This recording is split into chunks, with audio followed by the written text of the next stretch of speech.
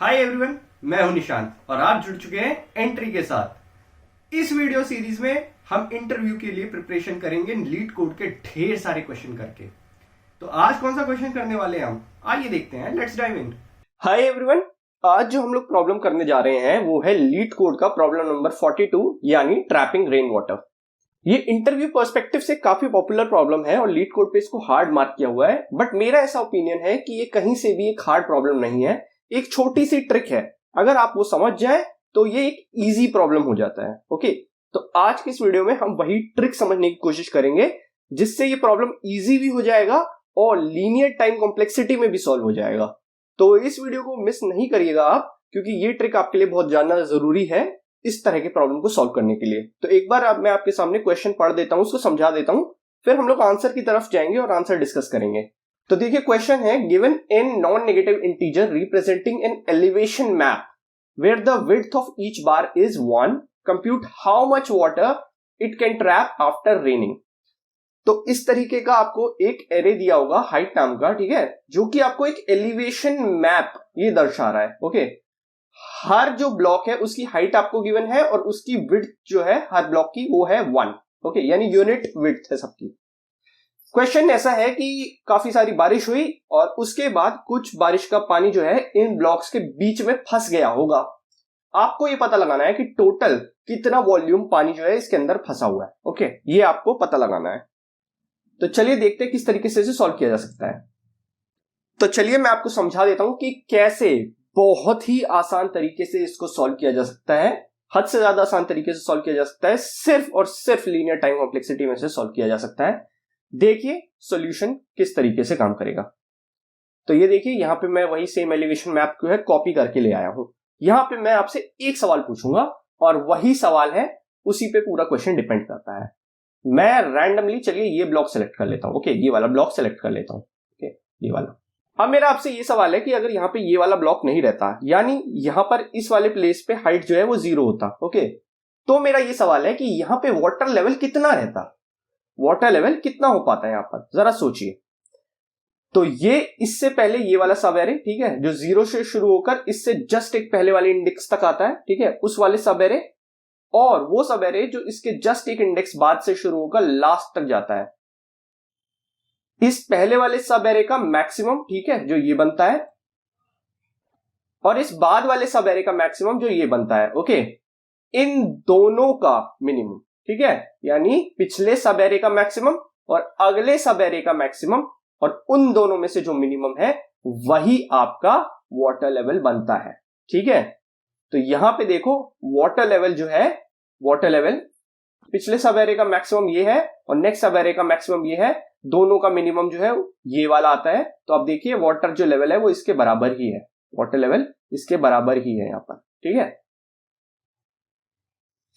अब देखिए क्योंकि यहां पर ये ब्लॉक है तो कंप्लीट वाटर लेवल तो यही रहेगा, बट वॉल्यूम जो है वो कम हो जाएगा। ठीक है, क्योंकि इस वाटर लेवल में जहां तक ये भरा है, क्योंकि उसमें कुछ हाइट तो यही वाला ऑक्यूपाई कर लेगा।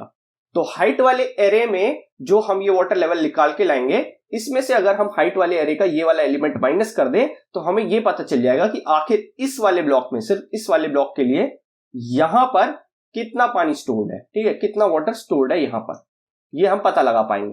ठीक है, एक बार दोबारा दोहरा देता हूं। पिछले सब एरे में जो इसके एक इंडेक्स पहले से शुरू होके 0 तक जाता है, और अगले सब एरे जो इसके एक इंडेक्स बाद से लास्ट तक जाता है, दोनों सब एरे का मैक्सिमम ढूंढिए। दोनों मैक्सिमम में से ये ढूंढिए कि मिनिमम कौन है। ठीक है, उतना आपका वाटर लेवल होगा, और उस वाटर लेवल में से जो हाइट्स में उस इंडेक्स पे पड़ा है वैल्यू, उसको माइनस कर दीजिए। तो इससे आपको ये पता चलेगा कि एग्जैक्टली कितना पानी उस वाले ब्लॉक में स्टोर्ड हुआ है। ओके, बस इतना आपको करना है। ऐसा ही आपको हर ब्लॉक के लिए करना है, और लास्ट में आंसर सम कर दीजिए जितना भी वाटर निकल के आ रहा हो सबके लिए, और उसको ऐड कर दीजिए और आंसर रिटर्न कर दीजिए। इसमें एक बात जो आपको ध्यान रखनी है वो ये है कि हो सकता है कि पिछले सब एरे, ठीक है, और नेक्स्ट सब एरे का जो मिनिमम निकले उससे बड़ा हो ये ब्लॉक। ठीक है, यानी हो सकता था कि ये ब्लॉक यहां पर लाई कर रहा हो इस तरीके से, मतलब जो पिछला सब एरे है उसका मैक्सिमम ये, और जो अगला सब एरे है उसका मैक्सिमम ये, दोनों का मिनिमम ये, तो ये इससे भी बड़ा या इसके इक्वल हो सकता है। इन दैट केस अगर मेरा ये दोनों, इन दोनों का मिनिमम लेने के बाद हाइट्स एरे के इस वाले एलिमेंट को माइनस करने के बाद 0 या नेगेटिव वैल्यू आती है तो इसको हम इग्नोर करेंगे। ओके, उसको आंसर में इंक्लूड नहीं करेंगे। बस इतनी सी अगर हम बात याद रखें तो अब हम कोड की तरफ बढ़ सकते हैं और कोड देख सकते हैं। तो यहां देखिए कोड, देखिए कोड सिंपल है। तो यहां देखिए जो हाइट एरे है इसका मैंने लेंथ जो है इस n वेरिएबल में ले रखा है और 2 यहां पे एरे डिक्लेयर कर रखे हैं, राइट और लेफ्ट। ये हर पोजीशन में मेरे को वहां तक का मैक्स बताएंगे, ठीक है, वहां तक का मैक्स, ताकि मेरे को बार बार जो है पीछे जाकर पिछले सब एरे का मैक्स और अगले सब एरे का मैक्स नहीं निकालना पड़े। तो यहां मैंने 0 से शुरू करके n तक गया हूं और मैक्स सो फार का एक एरे बना लिया है जिसको मैं यहां पर राइट में स्टोर कर रहा हूं, राइट एरे में स्टोर कर रहा हूं। सेम काम मैं उल्टी डायरेक्शन से यानी n-1 से शुरू होकर 0 तक जाकर लेफ्ट वाले में सारे के सारे मैक्स सो फार स्टोर करा रहा हूं। ओके, लास्ट में मैंने एक एरे लिया रिजल्ट के लिए, ठीक है, रिजल्ट के लिए। इसमें मैंने वही किया जो आपके साथ डिस्कस किया था, राइट और लेफ्ट एरे के ith पोजीशन से मुझे यह पता चल रहा है कि वहां तक के जो लेफ्ट वाली सब एरे है उसकी क्या मैक्सिमम वैल्यू आ रही है वहां तक, और लेफ्ट वाला जो सब एरे है उसकी क्या मैक्सिमम वैल्यू आ रही है। दोनों का मैंने मिनिमम लिया और उसमें से मैंने हाइट माइनस कर दी जो उस इंडेक्स पे है और उसको रेस्ट में स्टोर करा दिया, ठीक है। लास्ट में मैंने एक सम नाम का वेरिएबल लिया और जहां जहां इस रेसाई में 0 से बड़ी वैल्यू है उसको मैंने सम में ऐड कराता रहा और लास्ट में मैंने सम रिटर्न कर दिया।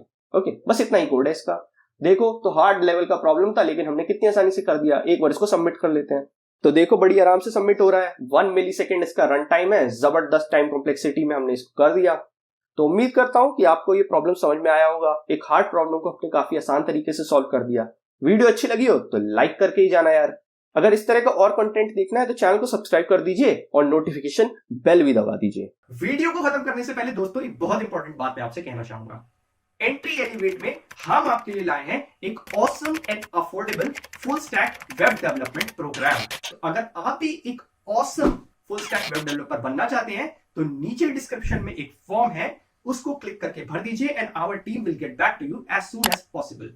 इस कोर्स में आपको मिलेगा lifetime placement assistance, internship की गारंटी, कैपस्टोन प्रोजेक्ट्स का tutorial, resume building and soft skill development के लिए एक डेडिकेटेड सेल। तो अगर आप भी इंटरेस्टेड है इस प्रोग्राम में तो नीचे डिस्क्रिप्शन में एक फॉर्म का लिंक है, उसे भर दीजिए and our team will get back to you as soon as possible. Best of luck, bye.